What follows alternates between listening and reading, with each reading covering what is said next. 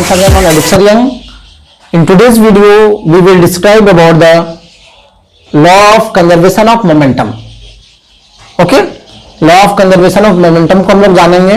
तो what is the law of conservation of momentum? तो आप बताओगे according to the law of conservation of momentum, momentum of the system remains constant if no external force applied on that system.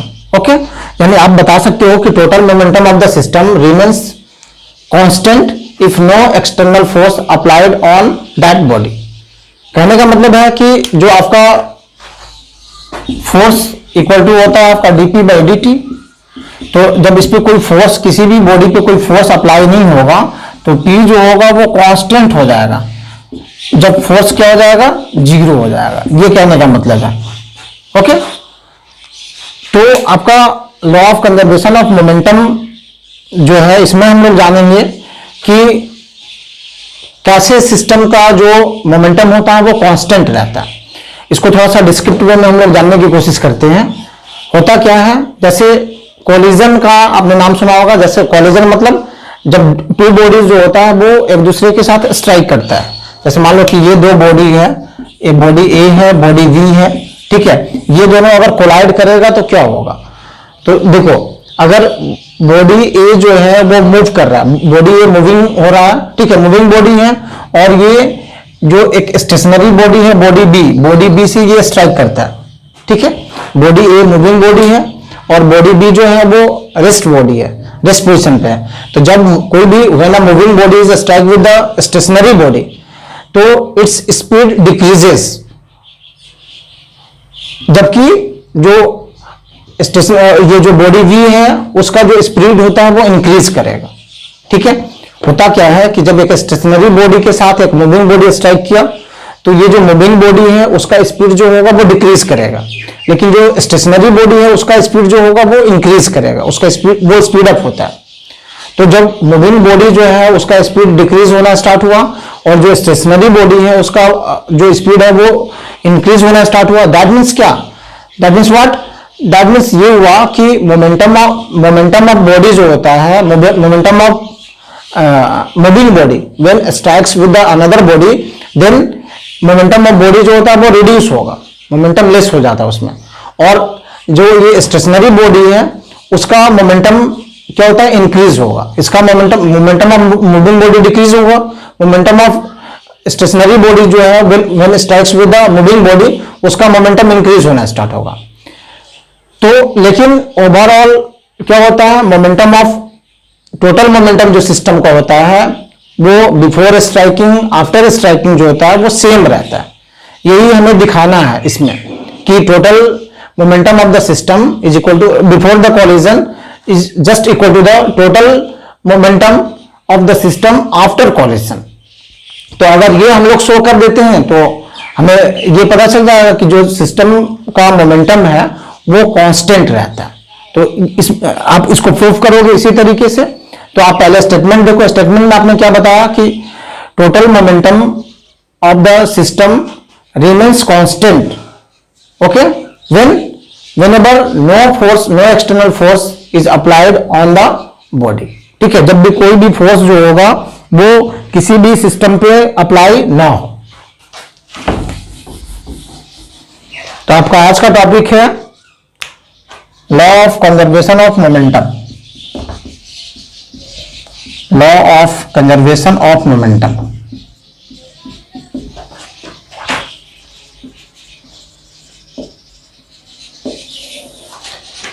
Law of conservation of momentum. आप क्या बता रहे हो, according to law of conservation of momentum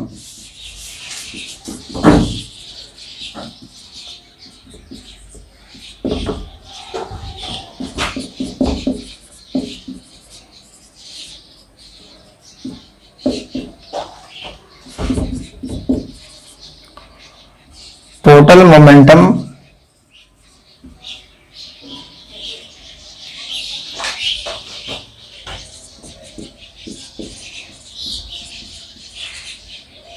system remains constant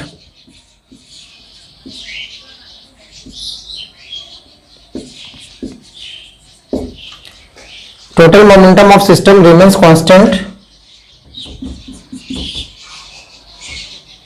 if no external force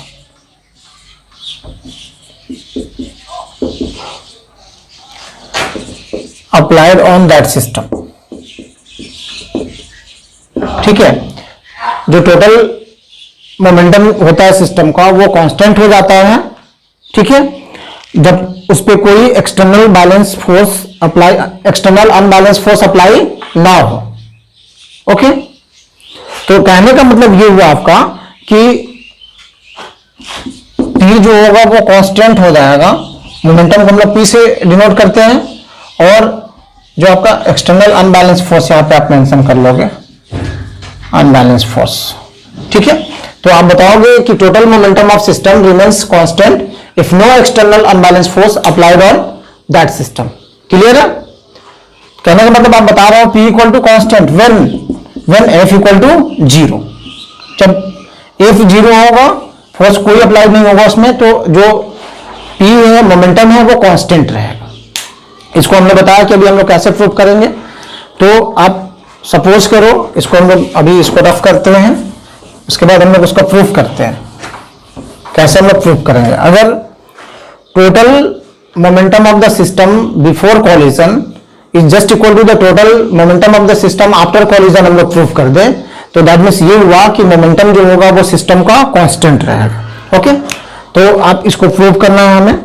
तो proof of law of conservation of momentum हम लोग देख रहे हैं। प्रूफ हम लोग कैसे करेंगे ये हम लोग देखने वाले हैं। तो देखो, हम लोग यहां पे ले रहे हैं कोई एक बॉडी A है, इसका मास m1 है, एक सेकेंड बॉडी है B जिसका मास जो है वो m2 है, ठीक है। इसका स्पीड u1 है, इसका स्पीड u2 है। यहां पे इस केस में u1 is greater than u2 है, ठीक है। u1 जो है u2 से बड़ा है। ये आपका है कंडीशन बिफोर कॉलिजन। ये बिफोर कॉलिजन का हम लोग कंडीशन देख रहे हैं। ओके, उसके बाद फिर हम लोग नेक्स्ट बढ़ते हैं, और ये दोनों जो बॉडी है, क्योंकि इसका स्पीड इससे ज्यादा है तो ये फास्टली मूव करेगा, तो फास्टली मूव करेगा तो वो क्या होगा, स्ट्राइक करेगा। तो स्ट्राइक जब करेगा तो देखो क्या करेगा, m1 और m2 स्ट्राइक किया, इन दोनों का जब स्ट्राइक हुआ तो अब यहां पे एक फोर्स ये अप्लाई करेगा, ये इस पे फोर्स अप्लाई करेगा, वो उस पे फोर्स अप्लाई करेगा। तो ये बॉडी A है, ये बॉडी B है, तो उस ड्यूरेशन में बॉडी A के थ्रू बॉडी B पे FBA फोर्स अप्लाई किया जाएगा, ठीक है। Body A, the force applied by the body A on the body B, तो वो हो जाएगा FBA।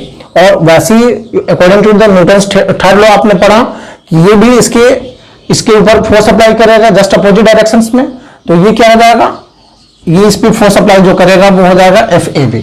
और यहां से जो है आप बताओगे दोनों जो फोर्स है वो क्या हो जाएगा, मतलब ये जस्ट अपोजिट होगा, FBA equal to minus FAB हो जाएगा, है ना। जस्ट इसके अपोजिट डायरेक्शंस में अप्लाई कर रहा है तो दोनों का मैग्नीट्यूड सेम है लेकिन डायरेक्शन अपोजिट है, तो FBA is just equal to the minus FAB हो जाएगा। क्लियर है? ये आपने कंडीशन बनाया ड्यूरिंग कॉलिजन। यहां पे अब कॉलिजन हो चुका है, ये कॉलिजन हो गया। ये बिफोर कॉलिजन का था, ये ड्यूरिंग कॉलिजन का कहानी है। अब हम लोग आफ्टर कॉलिजन का कहानी देख लेते हैं। तो आफ्टर कॉलिजन जब होगा, ये स्ट्राइक करेगा, तो जो m1 है बॉडी A का और m2 जो है मास बॉडी B का, तो ये जो दोनों हैं वो अब अलग अलग स्पीड से मूव अप हो जाएगा। इसका स्पीड चेंज हो जाएगा, इसका स्पीड v1 हो जाएगा, इसका स्पीड v2 हो जाएगा। ये आफ्टर कॉलिजन है, आफ्टर कॉलिजन। क्लियर है? कंडीशन समझ में आ रहा होगा आपको कैसे हमें प्रूफ करना है। हमने क्या सपोज किया कि टू बॉडीज है, body A and body B। Body A का जो मास है m1 है, बॉडी B का मास m2 है। बॉडी A का वेलोसिटी जो है वो u1 है, बॉडी B का वेलोसिटी जो है वो u2 है। लेकिन यहाँ पे कंडीशन है u1 is greater than u2, that means velocity of body A is greater than the velocity of body B। This is the condition before collision. When they collide with each other, what happen on that time? तो जब ये collide करेगा, that means body A will be exert a force on body B and body B will also exert a force which is in just opposite direction to the body A on the B. ठीक है, तो यहां पे ए के through जो B पे force apply हो रहा है ये FVA है, फिर ये जो बॉडी बी है वो ए पे फोर्स अप्लाई करेगा, तो ए पे जब फोर्स अप्लाई करेगा तो इसके थ्रू अप्लाइड फोर्स FAV है। लेकिन यहां पे हमने क्या बताया कि ये जो फोर्स अप्लाई करेगा इसका ये जो जस्ट अपोजिट इसकी होगा, तो यहां पे हमने बताया कि FVA जो है वो माइनस ऑफ FAB होगा। क्लियर इतना? अब चलो उसके बाद ये दोनों स्ट्राइक किया, स्ट्राइक करने के बाद फिर दोनों अलग अलग स्पीड से मूव करने लगे, तो स्ट्राइक करने के बाद उसका जो स्पीड है वो चेंज हो जाता है, तो इसका जो ए बॉडी है वो B1 के साथ स्पीड अप हो जाता है और जो बी बॉडी है वो B2 के साथ स्पीड अप हो जाता है। इतना कंडीशन सबको समझ में आ गया? अब चलो हम लोग इसको देखते हैं। अब आप बताओगे, यहां पे आप लैंग्वेज लिख लेना, चलो लिख देता हूं। Let us consider two bodies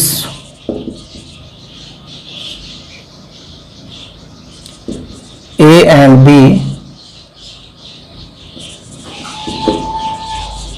having mass m1 and m2, having mass m1 and m2 kg, moving with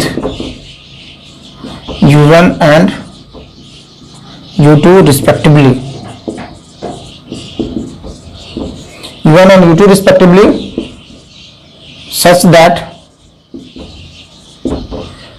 u1 is greater than u2। ठीक है, तो u1 जो है वो u2 से बड़ा है, ये आपने बताया। तो u1 u2 से जब बड़ा होगा तो इस टाइम क्या होगा आप बताओगे? मोमेंटम ऑफ बॉडी ए, ठीक है, बिफोर कॉलिजन की बात कर रहे हैं हम लोग। मोमेंटम ऑफ, यहाँ पे तीन कंडीशन हम लोग लगाएंगे, यहाँ पे बिफोर कॉलिजन की हम लोग बात कर रहे हैं, बिफोर कॉलिजन। ठीक है, बिफोर कॉलिजन का कंडीशन देख रहे हैं। मोमेंटम ऑफ बॉडी ए क्या हो जाएगा? Momentum equal to mass into velocity, आप कहते हो।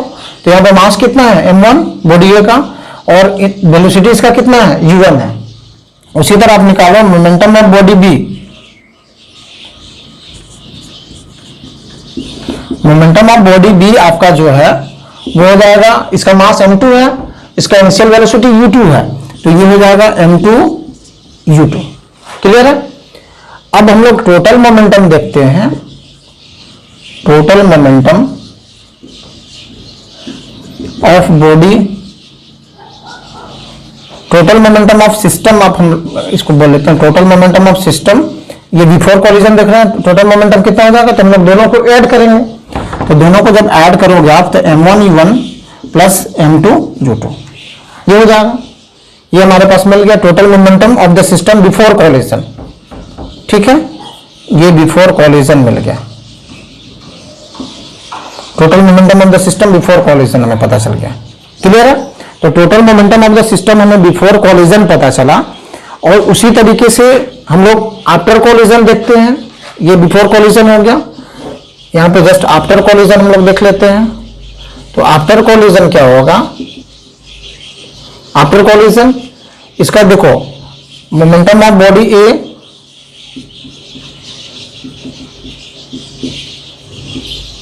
मोमेंटम ऑफ बॉडी ए हो जाएगा आपका m1 v1।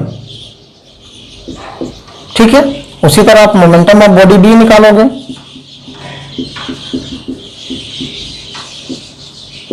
तो ये हो जाएगा m2 v2। टोटल मोमेंटम देखोगे तो टोटल मोमेंटम क्या हो जाएगा आपका? टोटल मोमेंटम इक्वल टू हो जाएगा मोमेंटम ऑफ बॉडी ए और plus momentum of body B. Clear है? तो ये हमें आफ्टर कॉलिजन पता चल गया। ठीक है, आफ्टर कॉलिजन, ये बिफोर कॉलिजन हमने देखा, वो आफ्टर कॉलिजन हो गया। उसके बाद ये दोनों हमें पता चल गया, और आपने पीछे डिफाइन किया हुआ है मोमेंटम ऑफ बॉडी ए जो होगा उसका rate of change of momentum अगर निकालते हैं तो क्या हो जाएगा? चलो अभी रफ करने की जरूरत पड़ेगी इसको, इसका स्क्रीनशॉट ले लो, आगे बढ़ते हैं हम लोग। ओके,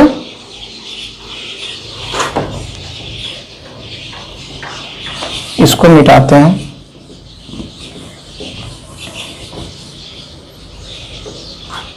ठीक है, तो अब हम लोग क्या करते हैं, rate of change of momentum निकालेंगे बॉडी ए का। तो rate of change of momentum या डायरेक्टली आप फोर्स भी अप्लाई कर सकते हो, ठीक है।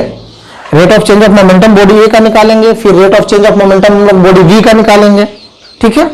तो देखो rate of change of momentum,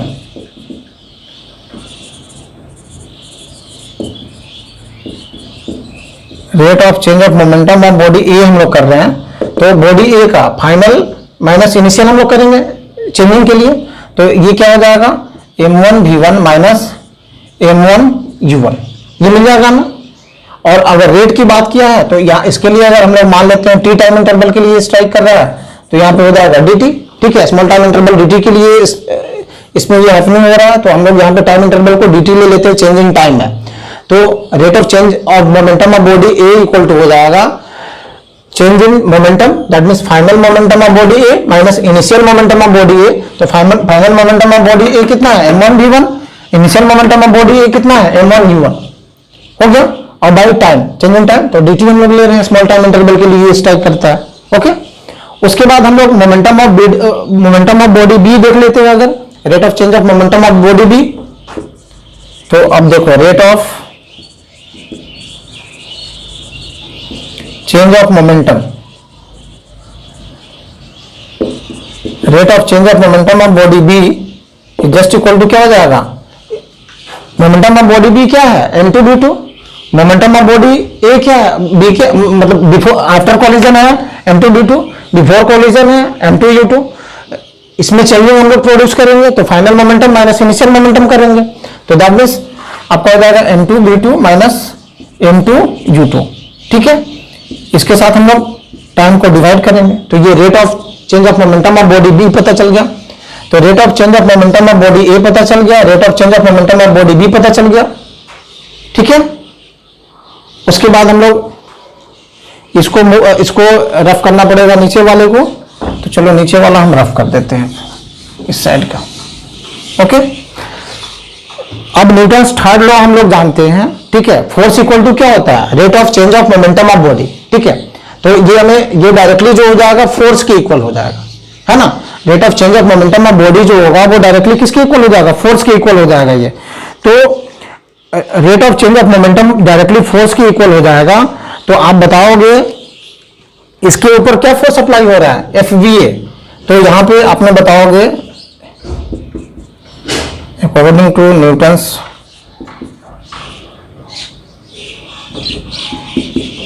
third law, क्या यहां पे क्या हो रहा है थर्ड लॉ के हिसाब से, FBA जो है FBA equal to minus FAB हो जा रहा है। तो दैट मीन्स ए बॉडी पे जो फोर्स है वो बॉडी बी पे, इस पे जो फोर्स अप्लाई हो रहा है उसके जस्ट अपोजिट हो रहा है। तो यहाँ पे force FAB equal to FBA equal to क्या वैल्यू हो गया, FBA इक्वल टू हो जाएगा m1 v1 minus m1 u1 by dt। और FAB इक्वल टू क्या हो जाएगा, FAB इक्वल टू आपको मिल जाएगा m2 v2 minus m2 u2 by क्या हो जाएगा dt, ठीक है। तो अब इसको हम लोग ये करते हैं, इसमें पुटअप करते हैं दोनों को जब हम लोग पुटअप कर लेंगे तो क्या यहां से हमें मिलेगा, ये देख लो। तो यहां से आपको मिल जाएगा m1 v1 minus m1 u1 by dt equal to m2 equal to minus of, यहाँ पे माइनस करोगे, minus of m2 v2 minus m2 u2 और बाई dt। देखो दोनों साइड dt है, इसको हम लोग कैंसिल कर लिए, dt को कैंसिल कर लिए, dt को कैंसिल करने के बाद इसको हम लोग देखेंगे। अब यहाँ पे क्या हो जाएगा, चलो यहाँ ज्यादा नीचे हो जाएगा, इधर हम लोग आते हैं, इसको रफ करते हैं।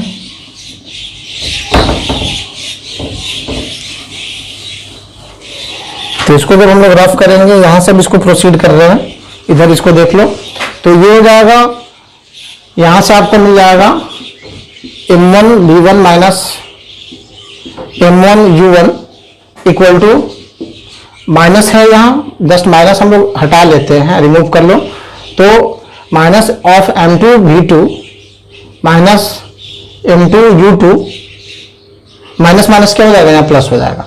अब देखो, अब इसको हम लोग एक साथ कर लेते हैं, इधर से माइनस M1U1 है, उधर जाएगा तो प्लस होगा, इधर माइनस M2V2 है, इधर आएगा तो प्लस होगा।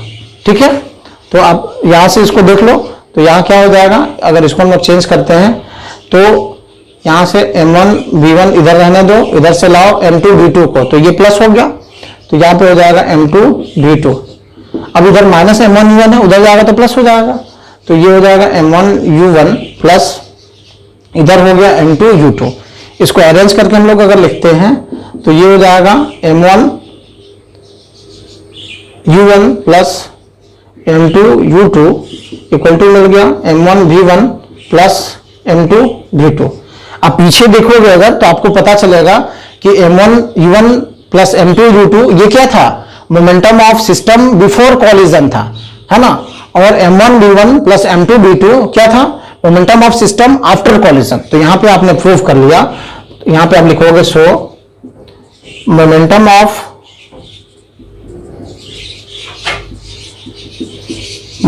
ऑफ सिस्टम बिफोर कॉलिजन, ठीक है, momentum of system before collision is just equal to आपका हो गया momentum of system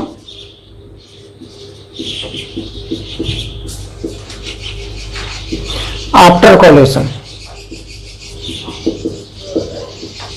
momentum of system before collision equal to आ गया momentum of system after collision.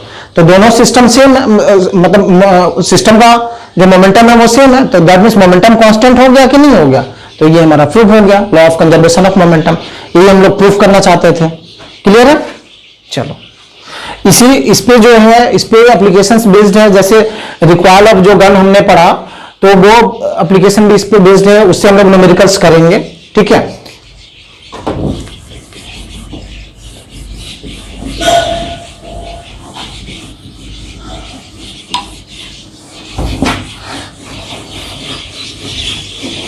जैसे देखो रिक्वायल ऑफ गन का कहने का मतलब, जैसे ये आपका, चलो ये गन बन गया, अपना गन चलाते रहना आप लोग, और ये इसका ये है बुलेट है। ठीक है, तो जैसे देखो अगर हम लोग गन का जो मास है उसको कैपिटल एम ले लेते हैं, इसके मास को स्मॉल एम ले लेते हैं, इसके थ्रू जो ये वेलोसिटी फायर होता है इसको स्मॉल भी ले लेते हैं, इसका वेलोसिटी जो होता है उसको हम लोग कैपिटल भी अगर ले लेते हैं, यानी मास ऑफ बुलेट को हम लोग स्मॉल एम ले लिए, मास ऑफ, यहां पर हमने क्या किया, मास ऑफ बुलेट जो है, मास ऑफ बुलेट को हम लोग स्मॉल एम ले लिए, मास ऑफ गन जो है उसको हम लोग कैपिटल एम ले लिए। ठीक है, आपका वेलोसिटी ऑफ बुलेट जो है, वेलोसिटी ऑफ बुलेट इसको हम लोग स्मॉल भी ले लिए, वेलोसिटी ऑफ गन जो है इसको हम लोग कैपिटल भी ले लिए। तो इसमें according to the law of conservation of momentum क्या होता है, मास ऑफ बुलेट, है ना, मतलब ये जो momentum of system before collision is just equal to the momentum of system after collision. तो कहने का मतलब है कि हमारा जो टोटल मोमेंटम जो होगा, मोमेंटम ऑफ गन हो जाएगा और प्लस मोमेंटम ऑफ क्या चीज, बुलेट। तो यहां से हम लोग कर लेंगे टोटल जो मोमेंटम हो जाएगा, total momentum equal to, momentum निकालोगे तो ये गन का मोमेंटम हो जाएगा एम बी, और बुलेट का मोमेंटम जो हो जाएगा स्मॉल एम बी हो जाएगा, और टोटल मोमेंटम जो होता है वो सिस्टम का क्या हो जाता है, 0 हो जाता है। ठीक है, दैट मीन्स आप कह सकते हो कि momentum of system, momentum of system before collision is just equal to the momentum of system after collision. That means momentum of gun before firing equal to the momentum of gun after firing. ये आप निकालोगे, तो वहां से आप करोगे तो यहां से मिल जाएगा mb equal to minus of mb। ठीक है, ये जो आपका गन का है, ये जो है बुलेट का है। तो यहां से अगर किसी का वेलोसिटी निकालना हो, अगर मान लो वेलोसिटी ऑफ गन निकालना हो, velocity of recoiling of gun, तो ये क्या करोगे, ये velocity of recoiling of gun है, तो यहां से आप क्या करोगे, minus M B by capital M, ऐसे हम लोग कैलकुलेट कर सकते हैं। तो दैट मीन्स इस पे बेस्ड आपके न्यूमेरिकल्स हैं जो law of conservation of momentum पे ही बेस्ड होंगे, उसे हमें करना है। हम लोग नेक्स्ट वीडियो में इसका न्यूमेरिकल्स देखने वाले हैं, उसमें आपको ज्यादा क्लियर हो जाएगा कैसे ये सब सारे जो बेस्ड हैं वो न्यूमेरिकल से रिलेटेड है। ओके, तो मजा आया होगा वीडियो में, जैसा मैं आपसे होप करता हूं। नेक्स्ट वीडियो में हम लोग मिलेंगे न्यूमेरिकल सेशन में, तब तक के लिए अलविदा।